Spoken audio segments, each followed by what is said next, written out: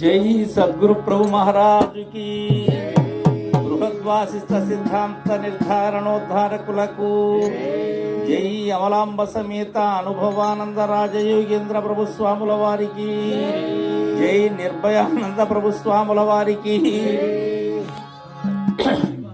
ఈరోజు మనం మహాత్మా గాంధీ నగర్, ఎంజీ నగర్, అక్కడ పూర్ణాశ్రమంలో వార్షిక గురు పూజ కార్యక్రమాన్ని జరుపుకుంటున్నాం. ఈ సందర్భంగా మనం ఒక విషయాన్ని ముచ్చటించుకోవాలి. ఎలా అంటే, పెద్దలైనటువంటి ఓలేటి సుబ్బాదాస్ గారు ఒక తత్వం రాశారు. అలా ఏంటంటే, మన ప్రయాణం చాలా స్పీడ్గా వెళుతూ ఉంది. ఎప్పుడు మొదలైంది ఇది? తల్లి గర్భం నుండి వెలుపలికి వచ్చిన పిమ్మట స్టార్ట్ అయింది. ఏది? ఈ పంపింగ్, ఉచ్ఛ్వాస నిశ్వాస అనేది. అంతకుముందు తల్లిలో ఉన్న నీవు తల్లి ఒకటే, ఆ బంధం, పేగు బంధం ఉన్నంత వరకు. బయటకు వచ్చిన తర్వాత నువ్వు సపరేట్ అయిపోయావు, నీకు వేరే ఇల్లు వచ్చేసింది. ఆ ఇల్లు ఖాళీ చేసావు, ఈ ఇంట్లోకి వచ్చేసావు. వచ్చిన తర్వాత నీ ఉచ్ఛ్వాస నిశ్వాస ప్రారంభమైంది. ప్రారంభమైన తర్వాత ఇది ఒక రోజుకి 21,600 సార్లు 7 చక్రాలు ఎక్కుతూ దిగుతూ ఉంటుంది. ఆధార, స్వాదిష్ట, మణిపూరక, అనాహత, విశుద్ధ, ఆగ్నేయ అనబడే 6 చక్రాలు. తదుపరి గురుమూర్తి అధిష్టానమైనటువంటి సహస్రార చక్రం. ఇలా ఎప్పటి వరకు ఎక్కుతూ దిగుతూ ఉంటుంది? ఇది ఆగిపోయేంత వరకు. అప్పుడు మొదలైంది, ఆగల, ఒకనాటికి ఆగిపోతుంది. కాబట్టి ఈ మధ్యలో నువ్వు చేయవలసినటువంటి పనులు ఉన్నాయి కొన్ని. అందుకే పెద్దలు ఏం చెప్తారంటే,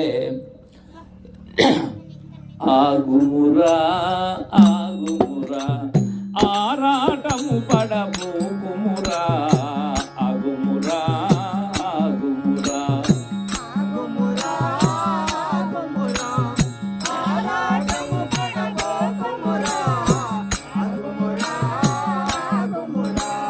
ప్రకృతి నదిలో పయనము చేయుట, ప్రకృతి నదిలో పయనము చేయుట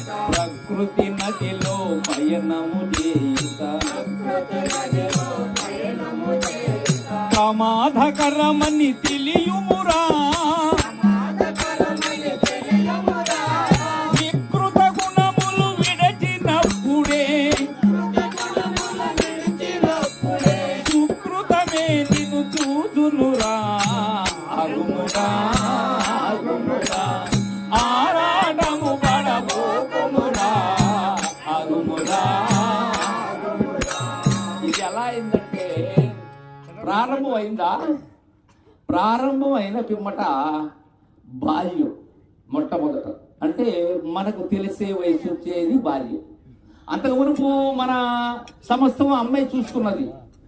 తర్వాత బాల్యంలోకి వచ్చిన తర్వాత మొదలైంది బాగా ఆరాటం. ఏమని?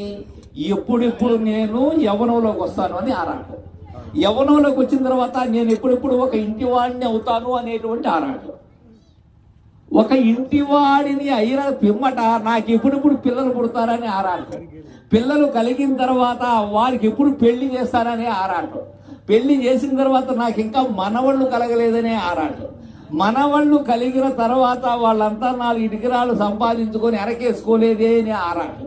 అసలు నీకు ఆరాటం ఆగనే లేదు. ఎప్పటిదాకా? ఇది ఆగేదాకా ఈ ఆరాటం తగ్గలేదు నీకు. అంటాం కానీ నాకు ఆరాటం లేదు, నేను అన్నీ వదిలేశారంటారు కొంతమంది. ఉత్త మాటలు, పైకి మాటలు మాత్రము వదులుతారు. ఏమని? నేను ఏది అంటకుండా ఉన్నాను, నేను సర్వసంగ పరిత్యాగిని అని. వదలవలసిన దాన్నే వదలలేదు. గురువుకి ఇచ్చినటువంటి తనుమన ధనాలే నిజంగా ఇవ్వలేదు. ఇచ్చావా? మాట ఇదని చెప్పావు కానీ ఇవ్వలేదు. ఇంకొక విషయం చెప్పాడు ఇక్కడ సుబ్బాదాస్ గారు, ప్రకృతి నదిలో పయనము చేయుట ప్రమాదకరం. మనం ఎట్ట ప్రయాణం చేస్తున్నామంటే, నదిని దాటాలనుకున్నాం, పడవనెక్కితే నదిని దాటొచ్చు. అవును కదా? మనం ఎక్కిన పడవ ఎలాంటి పడవ? రాతి పడవ. రాతి పడకపోద్ది నదిలో, అది ఆడనే ఉంటుంది. ఒబ్బాయి నీళ్ళు వస్తే మునగతా ఉంటుంది, అది పోయిన తర్వాత తేలుతా ఉంటుంది. కానీ నీ పడవ అందులో నీటి మీద పడవ ఉండాలి, అవును కదా? కానీ పడవలో నీళ్లు ఉండొచ్చా? పడవలో నీళ్లు ఉంటుంది. అట్టనే నువ్వు సంసారంలో ఉండటం నీ సహజ ధర్మం ఉండాలి, మనం గృహస్థం మనం. కానీ నువ్వే సంసారం అయి ఉన్నావు, సంసారం నీలో ఉంచుకున్నావు. నువ్వు సంసారంలో లేవు, సంసారాన్నంతా నీలో పెట్టుకున్నావు నువ్వు. అది ప్రమాదకరం అని చెప్తున్నాడు ఆయన. ఎందుకు ప్రమాదకరం? బోల్తా కొట్టేస్తుంది అది. నువ్వు పోవాల్సిన దగ్గరికి పోవు నీవు. అయితే ఏం విడవాలి? నువ్వు వికృత చేష్టలు విడాలి. వికృత చేష్టలేంటి? మానవుడు ఏదైతే చేయాలనో అది చేయటం సరైనటువంటి ధర్మం. అది మనం మానవుడు చేయవలసినటువంటి పని చేయటంలే, రాక్షసులు చేసే పనులు చేస్తున్నాం కొన్ని. అంటే ఇతరులని ఏదో విధంగా బాధించటం, వాళ్ళని మన తోడబుట్టిన వాళ్ళు కావచ్చు, మనల్ని నమ్మిన వాళ్ళు కావచ్చు, ఎవరినైనా సరే పెద్దలు కావచ్చు, వాళ్ళనంతా విమర్శించటం. ఈ మానవ ధర్మాలు కాదు. నీ వలే నీ తోటి వారిని ఎప్పుడైతే ప్రేమించగలిగేటువంటి భావన ఉంటుందో, అవి వికృత గుణాలు లేకుండా నీ యొక్క నడవడిక ఏదైతే ఉన్నదో అది సాఫీగా సాగుతుంది. లేకపోతే నీ ప్రయాణం ఎట్టుంటుందంటే ఎగుడు దిగుడుగా అలజడిగా ఉంటుంది నీ ప్రయాణం. తర్వాత ఏం చెప్పాడంటే ఆయన, మనోవాంఛలు మమకారములు,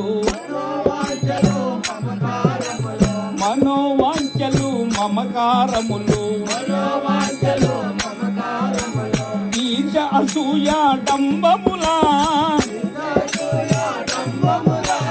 రాగద్వేషము రాపిడిలో పడి,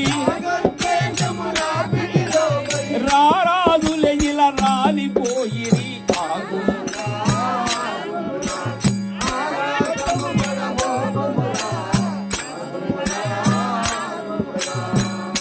ఏంటంటే ఈ మనోవాంఛలు అనేటివి మనసులో ఉండే సంకల్ప వికల్పాలు. నీకు మనసు ఉండటం మంచిది, కానీ అది నువ్వు చెప్పినట్టు వినాలి. కానీ మనకు అలా జరగట్లేదు, అది చెప్పినట్టు మనం వింటున్నాం. మనసు ఎట్ట చెప్తే అట్టబోతున్నాం మనం, అంతేగాని నీ ప్రకారం ఉందా అది ఏనాడు ఉండటం లేదు పాపం. పోతే మమకారం అనేది ఉండాలి. ఎంతవరకు ఉండాలి మమకారం? ఈ శరీరం మీద మమకారం ఉంటుంది, పర్లేదు. చూసిన ప్రతి దాన్ని కూడా నేను అది పొందాలి అనేటువంటిది, దానికి అంతులేదు. ఇంకా కావాలి, ఇంకా కావాలి, ఇంకా కావాలి, ఎంతో కావాలి, ఇదే కోరిక.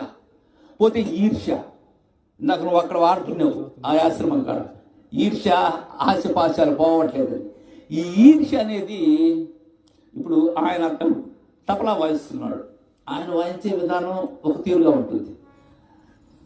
ఆయన కన్నా నేను బాగా వాయించాలా, లేకపోతే ఆయన నా మాదిరి వాయిస్తాడా? ఈ ఈర్ష్య కూడా ఉంది. ఇప్పుడు చెప్పే నేను అది నా మటుకు నా గురువాక్యాన్ని నేను చెప్పగలను, నీ గురువాక్యాన్ని నువ్వు చెప్పగలవు. నీలాగా నేను చెప్పాలి అనేటువంటి భావన నాకుంటే ఎలా అయ్యా? ఈర్ష్య ఉండకూడదు. అలా మనము నేర్చుకోవాలి అనేటువంటి పట్టుదల ఉండాలి. ఈర్ష్య అసూయ డంబముల, డంబము చేసేది ఏంటంటే తను తానే గొప్పని పూడుకోవటం. వేరే వాళ్ళకి ఏం తెలియదు, నాకేం తెలుసు, నేను తప్ప వేరే వాళ్ళు చెప్పలేరు అనేటువంటి భావన అసలు ఉండకూడదు. ఇలా రాగద్వేషాల రాపిడిలో పడి మనం కాదు, రారాజులైనటువంటి షట్చక్రవర్తులు, మహాచక్రవర్తులు ఈ క్షితిని ఎంతో కాలం ఏలినటువంటి వారు కూడా పోయారు. రారాజులు ఇలా రాలిపోయిరి. నవకండ భూమండలాదివ ఉడతటగడిత నిరంతర నిజమాన పంగేరు ఉండనై సిద్ధురాజస్తయ దూర్వార సమగ్రుండనై చతుస్సముద్రములు అవలీలగా ఏలినటువంటి దుర్యోధన చక్రవర్తి ఏమయ్యాడు? తొడలు విరగొట్టుకొని కురుక్షేత్రంలో సత్యుడు. ఎందుకని? రాగద్వేషం. అవునా? ప్రతిరోజు ఈశ్వరుని పూజ చేసి ఆత్మలోనే లింగాన్ని ప్రతిష్ఠింపజేసుకునేటువంటి అపర శివభక్తుడైనటువంటి రావణ బ్రహ్మ ఆ అనురాగం, మమకారం వాటిలో పడి రాముని బాణంతో కూలిపోయినాడు. ఎవరో ఎందుకు కాలజ్ఞానం చెప్పిన బ్రహ్మంగారు లేరు ఇప్పుడు. అవునా? ఎన్నెన్నో లీలలు చూపించిన సాయిబాబా ఉన్నాడా? ఈ చెప్పేవాడు ఉంటాడు రేపు. వీడు కూడా రాలిపోవాల్సిందే కదా.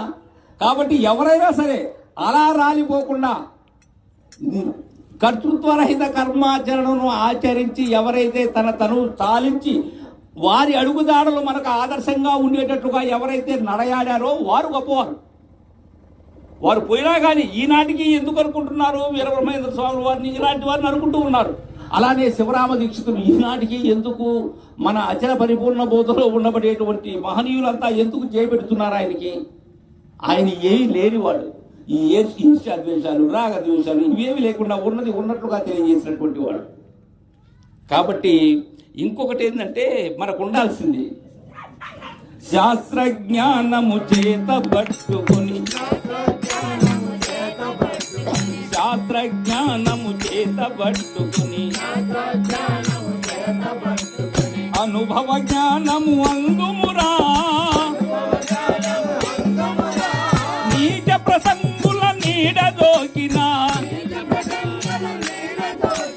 నీచ ప్రసంగుల నీడదోకిన నిర్మల జ్ఞానికి బంధమురా అగుమురా.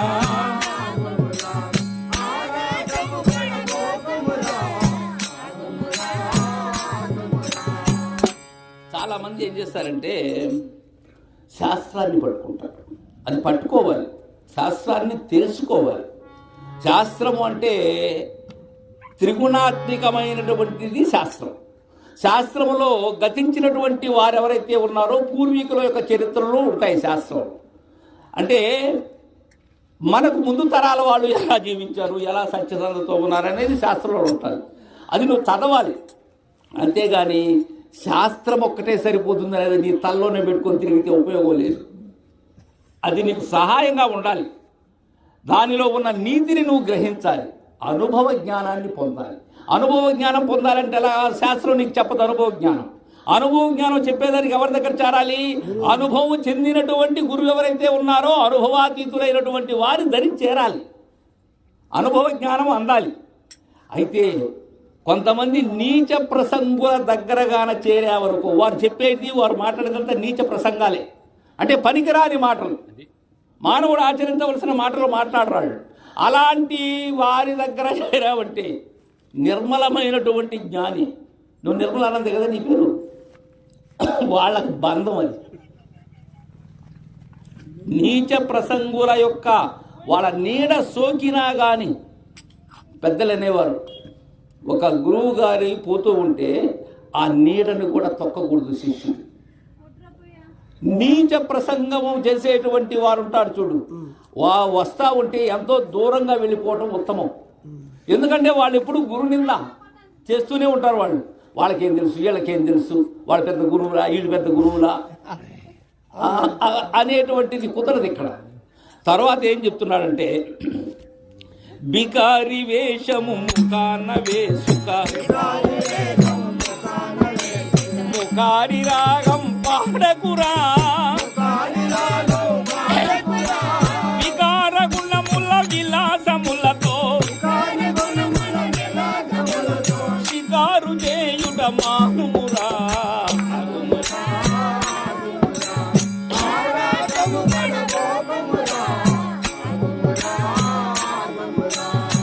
ఏడంటే పరశురామయ్య, కొంతమంది చూస్తే ఆనందంగా ఉంటుంది, ఎప్పుడు నవ్వుకుంటూ వాళ్ళ ముఖమే అదొక ఆనందంగానే ఉంటుంది, వాళ్ళని చూస్తూనే కళగా ఉంటుంది. కొంతమంది చూసి ఎట్లుంటుంది తెలుసా, ఏదో లవంగాలు ఓడ లేకపోతే యాలక్కాయలు వచ్చే ఓడ, పెద్ద ఒక లారీ నిండా వచ్చే బంగారం పోయినట్లుగా ఉంటుంది ఆ ముఖంలో. ఎప్పుడు ఏడుపే.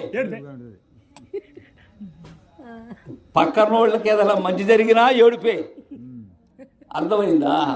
ఎవరన్నా మంచి గుడ్డలు కట్టుకొని పోతున్నా ఏడుపే, ఎవరన్నా బాగా పాట పాడినా ఏడుపే. వాళ్ళ ముఖమే బికారి ముఖం అది. అట్టా ముఖాన్ని వేసుకుని ముఖారి రాగం పాడకురా. ముఖారి రాగం ఎప్పుడు పాడతారు నీకు తెలుసుంటుంది, భాగవతాలు డ్రామాలు ఆడతావు కాబట్టి. బాధలో పాడతారు ముఖారి రాగం. అంటే ఇప్పుడు ద్రౌపది వస్త్రాభరణం అనుకో, దుశ్శాసనుడు ఆమెను లాక్కొని వచ్చి ఉంటుంది కదా ఆ సన్నివేశం, అప్పుడు ద్రౌపది పాడే రాగం ముఖారి రాగం. అవును కదా, అది ఎప్పుడూ పడతానే ఉంటారు నేను చెప్పిన వాళ్ళు. ఎప్పుడు కూడా ఈ ఆడనాయన నా బాధలు ఎవరు భరిస్తారు, నేనైతే తట్టుకుంటున్నాను, ఇదే మాటలు చెప్తుంటారు. జీవితం అంతా గురువు దగ్గరకు వస్తే వాళ్ళు వేరే చెప్పరు. నిజంగా నిజమైనటువంటి శిష్యులు గురువు దగ్గరకు వస్తే బోధ గురించి అడగాలే కానీ వాళ్ళ గృహ సంబంధమైన బాధలు చెప్పకూడదు. విన్నట్టే ఉంటాడు గురువు, అసలు పట్టించుకోడు, బాగుంటుందిలేమో అంటాడు అంతే. మన ఇంటిలో విషయాలు ఏనాడు గురువులతో పంచుకోకూడదు. గురువులతో బోధ విషయం మాత్రమే మాట్లాడాలి, అప్పుడు అది సరైన శిష్యుడు అవుతాడు. ఆత్మలింగ పూజ కూడా ముఖారు రాగమే. చాలా మంది ఏం చేస్తారు తెలుసా, గురువుల్లో కూడా ఉంది తప్పు. గురువు పోయినప్పుడు ఏం చేయాలి, ఆశ్రమం దగ్గరికి పోయినప్పుడు లేకపోతే ఒక శిష్యురా ఇంటికి పోయినప్పుడు బోధ ఏదన్నా ఉంటే చెప్పాలి. అంతేగాని ఆయన ఆడకు పోయినాడు లేకపోతే ఆమె ఆడకు పోయింది ఇంకేమన్నా బాగా చూస్తున్నాడా, నీకెందుకు ఆ పనులన్నీ? నువ్వు గురువు, నువ్వు ఎక్కడి వరకు ఉండాలో అక్కడి వరకు ఉండాలి. చాలామంది కుటుంబాల్లో కూలిపెట్టిన గురువులు కూడా ఉన్నారు. కొన్ని ఆశ్రమాల్లో అయితే 2 వర్గాలు చేసిన మహనీయులు కూడా ఉన్నారు. ఆశ్రమంలో 10 మంది ఉంటారు కదా, వాళ్ళ మధ్యనే ఆ శిష్యుడు బాగా చూస్తున్నాడు, ఈ శిష్యుడు సరిగా చూడటం లేదు, ఆ శిష్యుడు నేను చెప్పిన మాట వింటాడు, ఈ శిష్యుడు వినటం లేదు. అసలు గురువు అది చూస్తాడా? అలాంటి భేదభావం గురువుకు ఉంటుందా? గురువుకి తన దగ్గర వచ్చిన శిష్యులందరూ సమానమే, అట్టుంటేనే గురువు. ఒక శిష్యుడు ఎక్కువ ఒక శిష్యుడు తక్కువనే భావన గురువుకు రాకూడదు, రాదు కూడా. తరువాత బాహ్య ప్రపంచము భ్రమవర్ణము, భావాతీతము బ్రహ్మమురా, భక్తి తత్వమే ముక్తికి మార్గము, భ్రమర కీటకము భావమురా.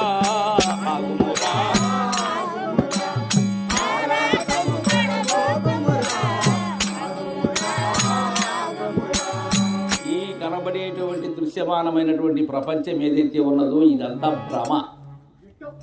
అయితే బ్రహ్మం అనేటువంటిది ఏది, పరిపూర్ణమనబడేటువంటి బ్రహ్మము అనేది అది భావాతీతం.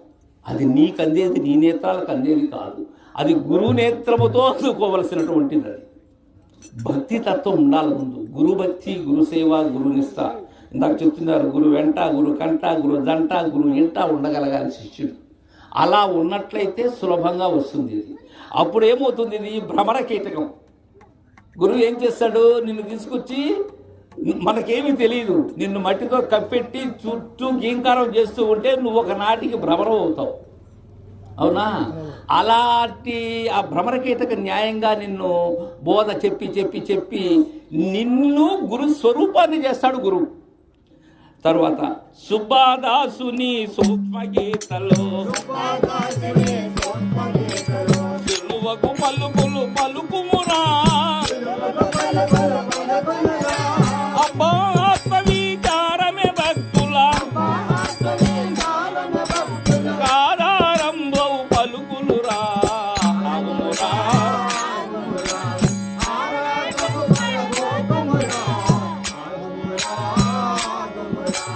అని మనకు చక్కని తత్వం ద్వారా తెలియజేశారు. జై సద్గురు ప్రభు మహారాజుకి.